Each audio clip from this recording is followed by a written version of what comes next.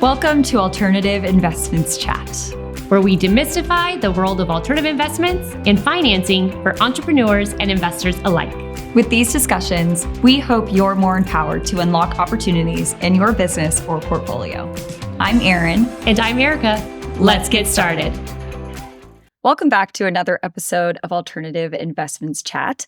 In today's episode, we're going to talk about something a little bit different here. We're going to talk about something that started as a childhood obsession for many and somehow turned into a full-blown investment class. I'll give you a moment to think to see if you can guess. Yeah. We are talking about Pokemon. Something I never thought in my entire life we'd be talking about, but here we are. I should have learned more Pokemon catchphrases. All I know is gotta catch them all. Yeah. But, not just a game, not just nostalgia. And it started as the quest to catch them all. Yes, it did. But 30 years later, that phrase rings true for another group, our investors who are chasing the rarest cards and sealed boxes. I love it. So 30 years. Holy cow. I cannot believe that Pokemon is 30 and it makes me feel super old. But while researching this episode, I, of course, did what I always love to do and go down those rabbit holes. So I decided to actually look up other nostalgic things that turned 30 this year. We've got the Nintendo 64 console. Okay. I did have one of those, believe it or not. Movies like Jerry Maguire, Happy Gilmore, and Fargo all were introduced in this year, 30 years ago. The Spice Girls released Spice, their debut album. You wanna be my lover. I was going to do Spice Up the World, Spice Up the Life, or whatever. And I never know what they're saying. Yeah, no idea. That one. This one made me laugh. The free email service Hotmail began. Yeah. Okay. And no one knew that we were going to be stuck with those horrible Hotmail addresses for our life. Did you ever have a Hotmail? Mm-mm. Okay, I was spared. Listeners, please forgive me. I was blonde bombshell at hotmail.com. Go figure. Yeah, if anybody got a hold of that email, they didn't know they were messaging with an underage girl. Yeah, yep. I was 96. I was in 6th grade. So, and of course, my personal favorite, 30 years ago, the Dallas Cowboys beat the Pittsburgh Steelers 27-17 to win their 5th franchise Super Bowl. And this is our year, guys. I swear to you, this is our year. But gotta keep saying that. I know. That's like the Cowboy slogan. This is our year. So fun fact, though, about that game is it was actually played here in Tempe, Arizona at the Sun Devil Stadium. Pretty cool. Yeah, it was way before they were actually doing like the big professional stadium. So I was like, oh, okay, now it's like full circle. Dallas Cowboy fan here in Tempe. Maybe we should play it again. Maybe we'll win. I don't know. Anyway. So Pokemon has actually evolved from playground currency to a multi-billion-dollar collectible ecosystem. We're not talking about casual collectors here. These are people who are tracking population reports, grading distributions, and auction records like they're actually, analyzing equities over here. Yep. It's crazy. Exactly.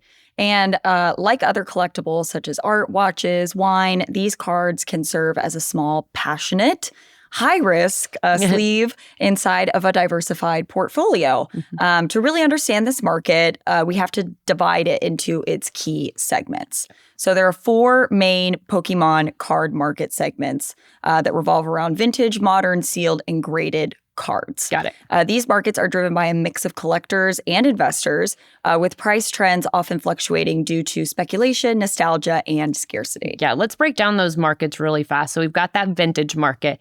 These focus on rare cards from the early 1990s to like early 2000s, often valued for their scarcity. We've got the modern market. It involves current releases driven by popularity, competitive gameplay, utility, and that chase, again, for those special artwork, hologram ones and stuff like that. Yeah. So weird to me. But anyway, sealed markets, which are collectors, they purchase booster boxes and packs and then keep them sealed. So these are viewed as long-term investments that often outperform individual cards. Then we've got the graded market. It's a specialized market for cards. They get on. I always can't. I don't know why I can never say authenticated, but I can say it right there. And graded for condition, which drastically increases the value for both vintage and modern cards. So you can grade both the vintage and the modern. So data from actually major auction houses show just how much these have appreciated, and it's wild. So a sealed Wizard of the Coast boxes have compounded more than 5,000% over time. Crazy. In that same window, this is what's even crazier. The S&P 500 only grew 300%. Mm-hmm. So again, that kind of return kind of explains why alternative investors are actually paying attention to these little things. Yeah, for sure. I mean, it's got my attention with those numbers. And according to discussions on Reddit, the true reason that Pokemon cards transformed from a casual, nostalgia-driven hobby to a high-stakes investment market was the introduction of the grading system itself. Before the grading system became mainstream, condition debates were subjective, right? Today, graded cards create structured, tiered pricing tiers. They introduce population reports, transparent data on how many cards of that kind actually exist at each grade level. And that made it possible to determine whether your PSA 10 Charizard is a 1 of 120 cards or a 1 of 1,200 cards. Yeah, and let's pause real fast to actually explain what you mean when you say PSA 10. So there's a few very reputable companies that actually are doing this grading. They dominate the market. And one of them is Professional Sports Authenticator. There we go. We're close enough. That's PSA. Close enough. We've got Beckett Grading Services. You know how you just have words in your vocabulary that you literally can never say for your whole life? That's one of them for me. And then we have SGC. So they're scored from 1 to 10. And I'm going to spare the listeners the breakdown description of each number because let me tell you, I did read them and there is like 1, 1.5, 2. I was like, no, this is far too much. And then once they're graded, they're actually placed in a sealed protective holder with that assigned numerical score at the top. So that's how you know. So in today's market, grading can dramatically affect value. So and speaking of value, let's just move right on into those numbers. So in the late 90s and early 2000s, this is where it was the kids market, low resale value, right? In about 2010s or so, somewhere right around there, there was a slow collector's resurgence. So, these kind of have some value. 2020 to 2021 was absolute mania because the pandemic hit. People were home.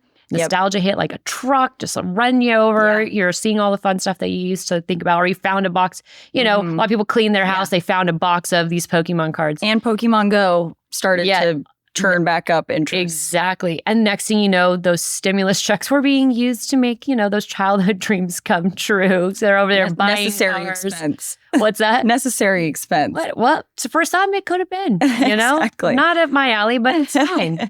And then also you have to think about influencers like Logan Paul, who was opening $1 million boxes on camera. And prices exploded. So a complete first edition base set in PSA 10 recently sold for over $900,000. Just like crazy. Blows my mind when I was doing this research. I'm like, who's got paying that kind of money for cardboard, right? Yeah, but it's its own asset class. That's right. And individual Charizards have hit mid 6-figure sales, and ultra rare promo cards, especially limited Japanese releases, have reached the millions. But like any other alt asset, hype giveth and hype taketh away.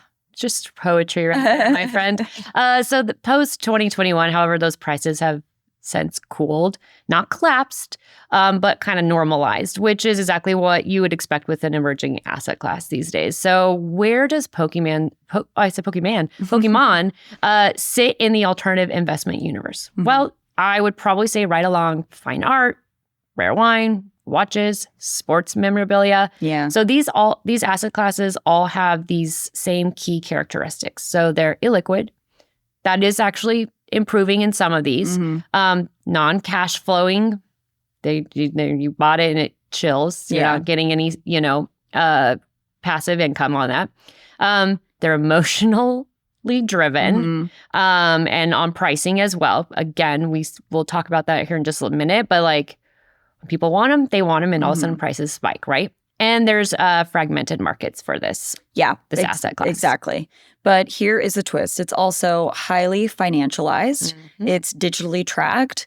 and it's community driven. So let's break this down like we would any other alternative asset class, because you might be surprised, but Pokemon actually checks a lot more boxes than you might think. Yeah. So up first, we have the scarcity premium. In alternatives, scarcity drives value, period, right? And in most things, that's the case. With Pokemon, scarcity is quantified, which is kind of rare for collectibles. There are the PSA population reports, print runs, especially like vintage versus modern, and condition rarity. PSA 10 versus a PSA 7 is like a they're like completely different. Yeah, like, completely different thing. Yeah. So when someone says this is a Pop 50 card, that's basically the Pokemon version of only 50 exist in this condition globally. Yeah. And that right there is what creates the true scarcity premium, not just the perceived rarity or the fact that you think a certain card is really cool. Yeah, I do love that, like these population reports. Could you imagine if they did that with other collectibles? Like you would, and some of them are, I mean, there's like numbered paintings, numbered bottles of like high-end whiskey and things of that nature. I think they probably got that from Pokemon because then you can really track how like valuable by the scarcity. If there's only 5 of these and I've got 5 of, I've got number 5 of the 5th one, but you just telling me this bottle is really rare. And I just go, okay. Yeah. So seeing the numbers definitely makes it more real. Yeah. Okay. So let's move on to liquidity. So Pokemon is semi-liquid, not liquid like private equity, but also not, click and sell like stocks at 2 a.m. on your couch either. So you can sell, but it takes time, or it could take time. And then you're going to need to find the right buyer. And then pricing, again, can vary widely depending on timing, which means investors demand and they'll demand a liquidity premium, or they're going to suffer a liquidity discount if they're forced to sell too fast, right? Yep. So this DEX framework is huge and honestly kind of underrated. Narrative-driven pricing. Pokemon pricing isn't just about condition, it's about story. Just take a second to think about what drives demand. First editions, base set nostalgia, iconic characters like Pikachu or Mewtwo. Nobody is out here paying 6 figures for some random mid-evolution character that nobody remembers their name. Yeah, don't really care. Narrative equals demand multiplier. This is identical to art, with artist story, era, province. Like those are all things that increase the value of art.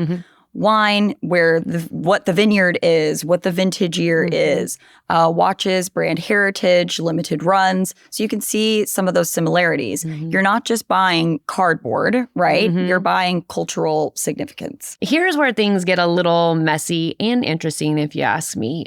We've got market fragmentation because Pokemon doesn't really trade on a single exchange. It's not like it can go on the NASDAQ. You know what I mean? On the Pokemon exchange. The Pokemon exchange. Ooh, we should write that down and maybe create one. Anyway, but we've got, eBay, auction houses, private Discord deals, card shows, and marketplaces. So pricing isn't perfectly efficient during these because, again, depends on what someone wants to sell it for. You might see the same card for wildly different prices, just depending on where and when. Again, like my mom likes to collect antiques. And so like something will find a piece on one auction house and it's a completely different price somewhere else. Because which it can create an arbitrage opportunities, but also risk here. So basically, if you know what you're doing, you can 100% win. Again, like kind of like antiques, if you know what you're looking for and you get a good price, like it's a totally amazing thing. But if you don't, you might as well just be donating to the person who actually does know what they're doing. Here, take my money, take it all and run away with it. That's what happens on these. Exactly. Well, this next one should sound very familiar if you have ever listened to any of our episodes, The Great Democratization. Yeah, and if you haven't, you better go back and listen to all of our episodes, people. Catch up. Pokemon is one of the most accessible alternative assets out there, right? You can start with $20 or you can drop 200,000 at the auction, or you could just rip packs and, pray to the cardboard gods, which is what one of my friends actually does. He's always like, you want to rip a pack? And I'm like, I don't think you should say that out loud. So so mad. Yeah, he's like, I'm going to go and get a pack from that thing. I'm going to rip the pack. And I'm like, that sounds like you're going to go do drugs, but that's fine. Yeah. It's just Pokemon. Yeah. But compare that to private equity or venture where you need accreditation, connections, and tolerance paperwork. Yeah. It's a lot more red tape to go around. Pokemon flipped that. It's retail driven, it's community led, and it's social media amplified, which also explains the volatility because retail markets move on emotion faster than fundamentals. But also, let's not forget, this market moves.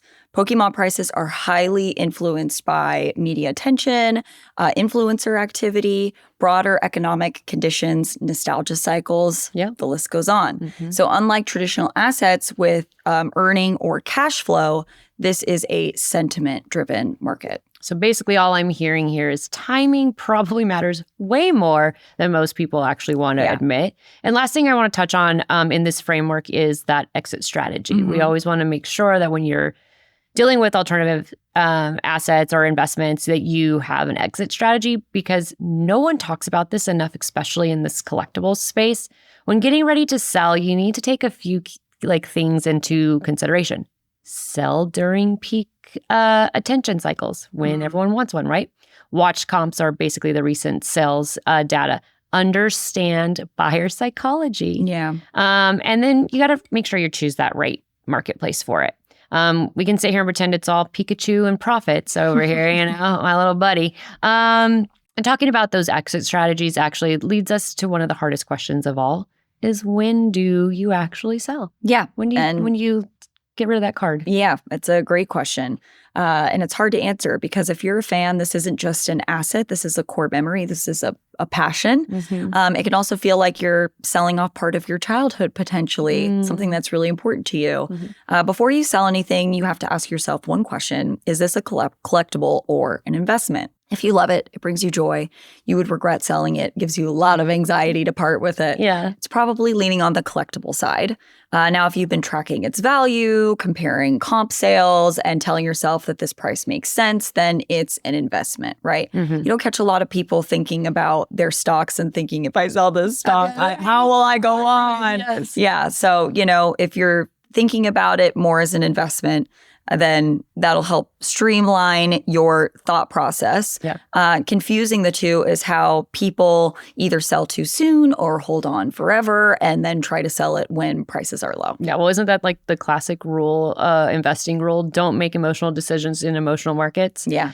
So now if demand surges because of like an anniversary, viral content, celebrity attention, new game launches or nostalgia waves, which I think we're seeing one right now. Aren't there like lines and lines of people out for Pokemon cards? Yeah, it's been going on for a bit. Yeah, well, so this would actually probably be your liquid window. So it's during these times that the buyers are active, their wallets are open, and everyone's suddenly like, oh, that's the card I always wanted. I must have it. I would say that's actually your time to sell.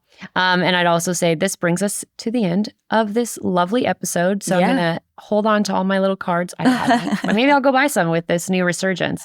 Yeah, it might be worth looking into. Yeah. But 30 years in, Pokemon proves that pop culture can evolve into an asset class built on community trust. But for investors, it is to appreciate what well-structured passion markets can teach us about value, cycles, and collector behavior. Yeah, so if you are lucky enough to own maybe a Pokemon Snap Bulbasaur or a Pikachu Illustrator, treasure it, keep it close to you, but keep that perspective. And maybe, just maybe, who knows, maybe one of your best performing assets was traded for a Capri Sun back in 1999 because that's what the kids were doing. Oh, hey, I need that. I want that. But anyway, that's it for today. Don't forget to like and subscribe, and we will see you next time. Thanks for joining us. Stay tuned for more insight on our next episode. And don't forget to subscribe to continue the Alternative Investments chat.